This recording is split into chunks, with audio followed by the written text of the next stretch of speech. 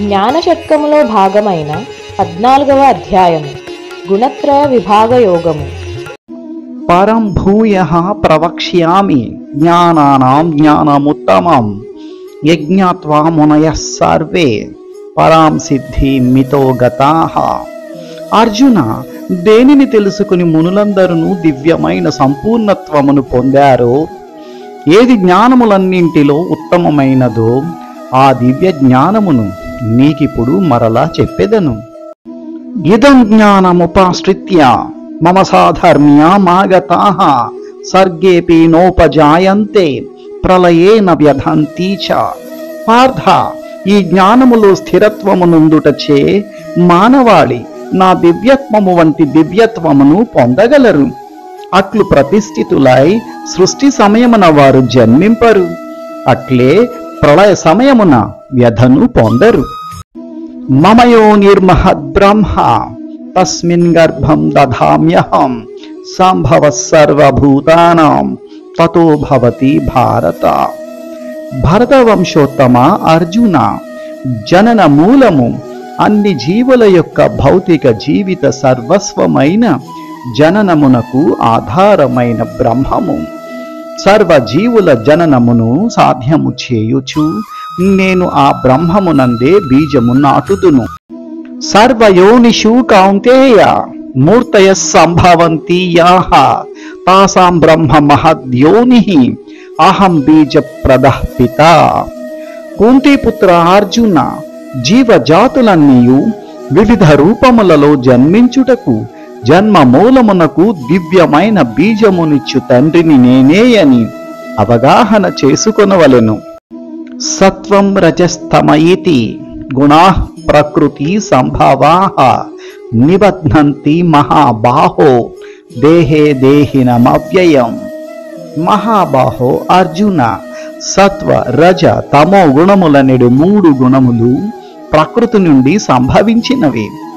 నిత్యుడైన జీవునికి ప్రకృతితో సంపర్కము కలిగినప్పుడు అతడు ఈ గుణముల చేత బద్ధుడగును.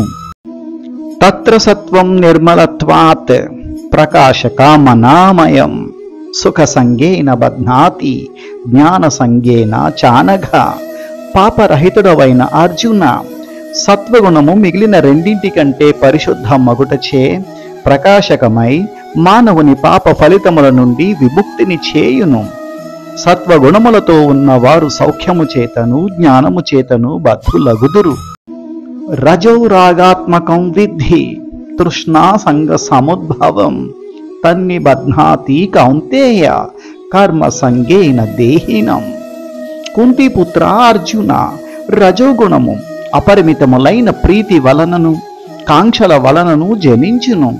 దీని కారణముచే మానవుడు కామ్యకర్మలచే బద్ధుడగును. తమస్త్వజ్ఞానజం విద్ధి మోహనం సర్వదేహినాం ప్రమాదాలస్య నిద్రాభి తన్నిబధ్నాతి భారత. భరతవంశోత్తమ అర్జున, అజ్ఞానముచే జన్మించిన తమో గుణము బద్ధ జీవులందరికీ భ్రాంతికరమని ఎరుగుము. బద్ధ జీవుని బంధించు పొరపాటు, ఆలస్యము, నిద్ర అనునవి ఈ గుణము యొక్క ఫలితములు. సత్వం సుఖే సంజయతి రజః కర్మణి భారత జ్ఞానమావృత్యతు తమః ప్రమాదే సంజయత్యుతః. భరతవంశోత్తమ అర్జున, సత్వగుణము మానవుని సుఖమునందుంచును. రజోగుణము అతనిని కర్మయందు బంధించును. తమో గుణము జ్ఞానమును ఆవరించి అతనిని ప్రమాదమునందు బంధించును. రజస్తమశ్చాభిభూయ సత్వం భవతి భారత రజసత్వం తమశ్చైవ తమస్సత్వం రజస్తథా. భరతవంశోత్తమ అర్జున, ఒక్కొక్కప్పుడు రజస్తమో గుణములను అతిక్రమించి సత్వగుణము ప్రబలమగును. కొన్ని మార్లు రజోగుణము సత్వతమో గుణములను జయించును. మరికొన్ని సమయములయందు తమో గుణము సత్వరజోగుణములను జయించును. ఈ విధముగా ఎల్లప్పుడూ ప్రాబల్యమునకై పోటీ జరుగుచుండును. సర్వద్వారేషు దేహేస్మిన్ ప్రకాశ ఉపజాయతే జ్ఞానం యదా తదా విద్యాత్ వివృద్ధం సత్వమిత్యుతః. పార్థ, దేహమునందలి ద్వారములన్నీయు జ్ఞానముచే ప్రకాశింపచేయబడినప్పుడు సత్వగుణము యొక్క వ్యక్తీకరణమును అనుభవింపవచ్చును. లోభ ప్రవృత్తిరారంభ కర్మణామశమస్పృహ రజస్యేతాని జాయంతే వివృద్ధే భరతర్షభ. భరతవంశోత్తమ అర్జున, రజోగుణము వృద్ధి నందినప్పుడు అధికమైన ఆసక్తి, కామ్యకర్మ తత్పరత, కార్యములయందు తీవ్రమైన ప్రయత్నము, అశాంతి, కోరిక అను చిహ్నములు వృద్ధి పొందును. అప్రకాశో ప్రవృత్తిశ్చ ప్రమాదో మోహ ఏవ చ తమస్యేతాని జాయంతే వివృద్ధే కురునందన. కురునందన అర్జున, తమోగుణము వృద్ధి నందినప్పుడు అంధకారము, సోమరితనము, పొరపాటు, భ్రాంతి అనునవి వ్యక్తములగును. యదా సత్వే ప్రవృద్ధేతు ప్రళయం యాతి దేహభృత్ తదోత్తమ విదాం లోకాన్ అమలాన్ ప్రతిపద్యతే. పార్థ, సత్వగుణము వృద్ధి పొందిన అనంతరము మరణించినవాడు ఉన్నతమైన మహర్షుల పవిత్ర లోకములను పొందును. రజసి ప్రళయం గత్వా కర్మ సంగిషు జాయతే తథా ప్రలీనస్తమసి మూఢయోనిషు జాయతే. అర్జున, రజోగుణము కలిగి మరణించినవాడు సకాయ కర్మలందు ఆసక్తి కలవారిలో జన్మించును. తమోగుణము కలిగి మరణించినవాడు జంతురాజ్యమున జన్మించును.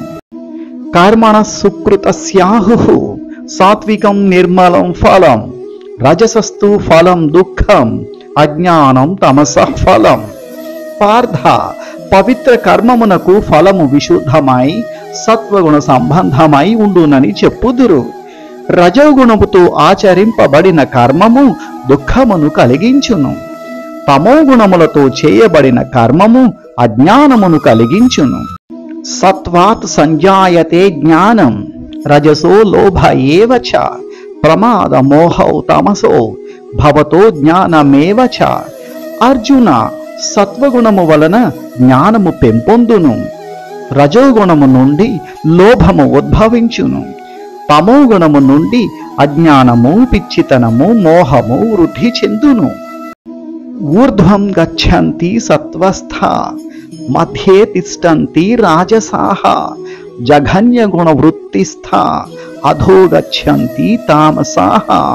ధనంజయ, సత్వగుణము కలవారు క్రమముగా పైనున్న ఉన్నత లోకములకు పోవుదురు. రజోగుణము కలవారు భూలోకమునందే నివసింతురు. హేయమైన తమోగుణము కలవారు క్రిందనున్న నరక లోకములకు పోవుదురు. నాణ్యం గుణేభ్యః కర్తారం యదా ద్రష్టాను పశ్యతి గుణేభ్యశ్చ పరం వేత్తి మద్భావం సోధి గచ్చతి. పార్థ, ఈ మూడు గుణముల కంటే ఇతరుడైన వాడెవడూ లేడని సరిగా గ్రహించి ఈ గుణముల కంటేను అతీతుడైన దేవదేవుని ఎరిగినవాడు నా ఆధ్యాత్మిక ప్రవృత్తిని పొందును. గుణాన్ ఏతానతీత్యత్రీన్ దేహీ దేహ సముద్భవాన్ జన్మ మృత్యు జరా దుఃఖై విముక్తో మృతమశ్నుతే. అర్జున, బద్ధజీవుడు భౌతిక శరీరమునకు సంబంధించిన ఈ మూడు గుణములకు అతీతుడైనప్పుడు జనన మరణ వార్ధక్యముల నుండి వాని దుఃఖముల నుండి విముక్తుడై ఈ జీవితమునందే అమృతత్వమును పొందగలడు. ప్రభో కృష్ణ, ఏ లక్షణముల చేత మానవుడు ఈ మూడు గుణములకు అతీతుడు అగును? అతని ప్రవర్తన ఏమి? ప్రకృతి గుణములకు అతడు ఎట్లు అతీతుడగును? ప్రకాశం చ ప్రవృత్తిం చ మోహమేవ చ పాండవ నద్వేష్టి సంప్రవృత్తాని న నివృత్తాని కాంక్షతి. ఉదాసీన వదాసీనో గుణైర్యో న విచాల్యతే గుణావర్తంత ఇత్యేవం యోవతిష్ఠతి నేంగతే. సమదుఃఖ సుఖ స్వస్థః సమలోష్టాశ్మకాంచనః తుల్య ప్రియా ప్రియో ధీరః తుల్య నిందాత్మా సంస్తుతిః మానాపమానయోస్తుల్యః తుల్యో మిత్రారి పక్షయోః సర్వారంభ పరిత్యాగి గుణాతీతః స ఉచ్యతే.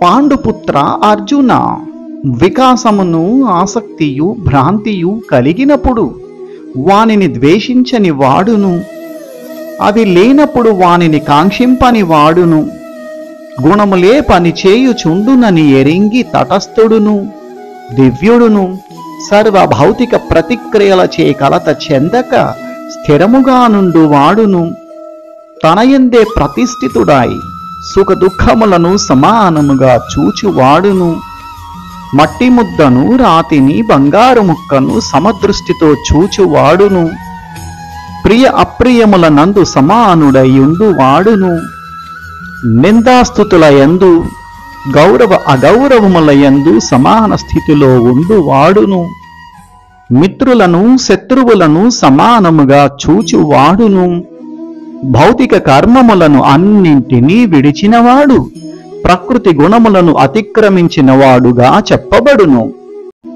మాం చయో వ్యభిచారేణ భక్తి యోగేన సేవతే సగుణాన్ సమతీత్యైతాం బ్రహ్మ భూయాయ కల్పతే. పార్థ, అన్ని పరిస్థితులలోనూ నిశ్చలమైన సంపూర్ణ భక్తియుక్త సేవలో నిమగ్నుడై ఉండువాడు వెంటనే ప్రకృతి గుణములను అతిక్రమించి బ్రహ్మస్థితికి వచ్చును.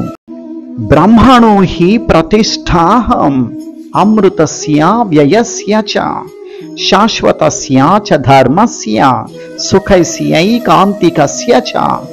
అర్జున, అమరము అనశ్వరము శాశ్వతము అయినట్టియు చరమ సౌఖ్యమునకు సహజ స్థితి అయినట్టియు నిరాకార బ్రహ్మమునకు నేను మూలాధారమును.